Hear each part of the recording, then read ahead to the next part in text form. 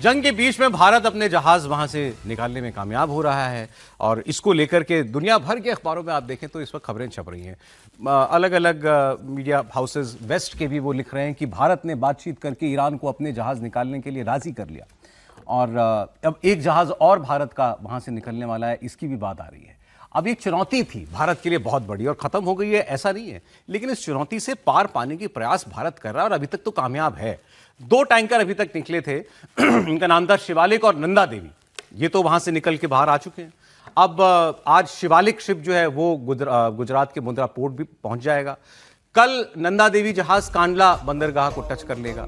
थोड़ी देर पहले खबर आई कि एक और शिप है जिसका नाम है जग लड़की और ये यूएई से निकल चुका है। इस पे भी क्रूड ऑयल लदा हुआ है, कच्चा तेल इस पर लदा हुआ है। ऐसे में भारत की इस कठिन परिस्थितियों में इन जीत से और इस कामयाबी से पाकिस्तान बहुत मुझे तो ऐसा लगा कि जल रहा है। पाकिस्तान में बात ये हो रही है कि ये ईरान क्यों भारत के जहाज वहां से निकलने दे रहा है। और पहले तो वो अमेरिका से नाराज थे कि उन्होंने कह दिया भारत रूस का तेल खरीद ले, तो उन्होंने कहा हमसे नहीं कहा। फिर अब उन्होंने कहा, कह रहे हैं कि ईरान से बात कर ली उन्होंने, अपने जहाज निकलवा लिए, हमसे नहीं कहा कि तुम भी निकाल लो साथ साथ। जो काम भारत करे वो पाकिस्तान को मतलब वो मानते हैं कि ये लागू होना ही चाहिए कि इनके लिए जो है वो हमारे लिए भी अवेलेबल होगा, लेकिन ऐसा है नहीं। दुनिया हमें अलग निगाह से देखती है, उनको अलग निगाह से देखती है। अब कहा तो ये जा रहा है कि वहाँ 22 टैंकर और खड़े हैं और उनको लेके सीधी एक मुश्त बात चल रही है, एक एक दो करके नहीं। साहब आप इनको पहले सभी को एक साथ आ जाने दीजिए बाहर। अगर ऐसा हो जाता है तो आने वाले हो सकता है हफ्ता 2 हफ्ता कुछ एक और दिन के लिए हमारी ये प्रॉब्लम्स खड़ी हो जाएंगी। अब ये युद्ध कितना चलेगा ये तो कोई नहीं जानता, लेकिन भारत इसमें अपनी एक कामयाब डिप्लोमेसी दिखा रहा है। पाकिस्तान को क्या पसंद नहीं आ रहा है इसमें, वो आप सुन लीजिए उन्हीं से। ईरान ने स्ट्रेट ऑफ हार्मज से 2 भारतीय ऑयल टैंकर गुजरने दिए हैं। अब पाकिस्तान के अंदर ये आ गया जी कि भारत तो ईरान का दोस्त है, तो क्या पाकिस्तान के जहाजों को भी गुजरने दिया जाएगा? ये बड़ा इंपॉर्टेंट सवाल है। ये पाकिस्तान के पास क्यों तेल नहीं आएगा?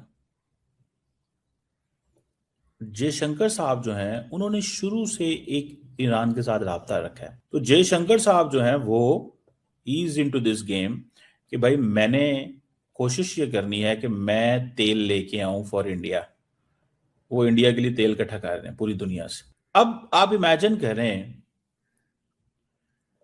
कि इंडिया के साथ ईरानियों ने एक डील कर लिया। उस डील की बहुत सारी वो सारी चीजें तो नहीं सामने आ रही, ठीक है जी, लेकिन एक अरेंजमेंट एस्टैब्लिश हुआ है और उस अरेंजमेंट के तहत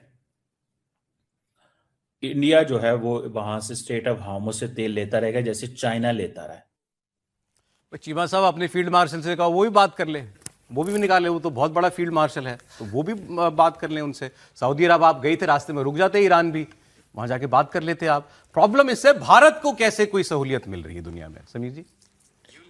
देखिए, मुझे लगता है कि जिस तरीके से 2 जहाज भारत के निकल चुके और अब 22 जहाज वहां से निकलने की पूरी तैयारी में है, यह दुनिया को बता रहा है कि भारत किस तरीके से डिप्लोमेसी में काम कर रहा है। जब दुनिया के तमाम देश परेशान है कि वहां से स्ट्रेट ऑफ हॉर्मुज से किसी का जहाज वहां से नहीं निकल रहा, और भारत जिस तरीके से अपनी कूटनीतिक सफलता के कारण इतनी गंभीर परिस्थिति वहां होने के बाद भी भारत के जहाज वहां से निकल रहे हैं। अगर आप देखिए कि प्रधानमंत्री मोदी ने जिस तरीके से इनिशिएटिव लेकर वहां पर बात की, विदेश मंत्री लगातार वहां पर बात करते रहे, पेट्रोलियम मंत्री तमाम मोर्चे पर एक्टिव है कि भारत में किसी भी तरह की कमी न पड़ना चाहिए। और दुनिया के लिए मुझे लगता है कि ये एक सबक है, एक शिक्षा है कि कैसे देश के प्रधानमंत्री को होना चाहिए कि अपने देश में जब कोई संकट आने की स्थिति होती है तो किस तरीके से कूटनीतिक स्तर पर अपने संबंधों का इस्तेमाल करते हुए, अपने संपर्कों का इस्तेमाल करते हुए, अपने प्रभाव और अपने दबाव का इस्तेमाल करते हुए कैसे देश के 140 करोड़ लोगों को सुरक्षित रखने के लिए उनकी रोज की जरूरत है गैस, उनको उनकी जो पूर्ति है उसकी बाधित ना हो, इसके प्रधानमंत्री मोदी ने जो काम किया है मुझे लगता है कि पूरे देश के तरफ से बधाई के पात्र है। और इसके अलावा अगर आप देखिए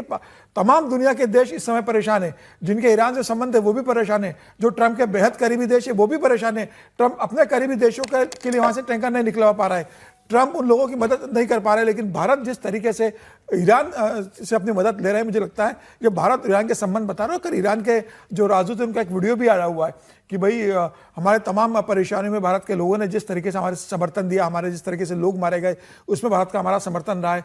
भारत ने इस युद्ध में हमारा समर्थन देने की कोशिश की कि भाई बेगुनाह नागरिक नहीं मारे जाने चाहिए। तो बोले हमारा दायित्व बनता है कि हम भारत की भी मदद करें और हम तमाम सुविधाएं जो भारत को वो उपलब्ध कराने की स्ट्रेट ऑफ हॉर्मुज से कोशिश कर रहे हैं। तो मुझे लग रहा है भारत की कूटनीतिक जीत है। और सिर्फ ईरान ही नहीं, तमाम उदाहरण अगर 2014 से अगर आप 2026 तक का प्रधानमंत्री मोदी का कार्यकाल देखेंगे 11 साल का, तो इसे तमाम अवसर आए होंगे कि जब बड़ा संकट दुनिया में उत्पन्न हुआ होगा, लेकिन भारत उस संकट से नहीं, अभी कुछ महीने बहुत पहले आराम तक ही से तो निकला है। हफ्तों पहले तक हमारे ही लोग कह रहे थे कि भारत की डिप्लोमेसी पूरी तरीके से फेल है, फॉरेन पॉलिसी का फेलियर है ये, जब ट्रम्प बताते थे कि मैंने वॉर रुकवा दी।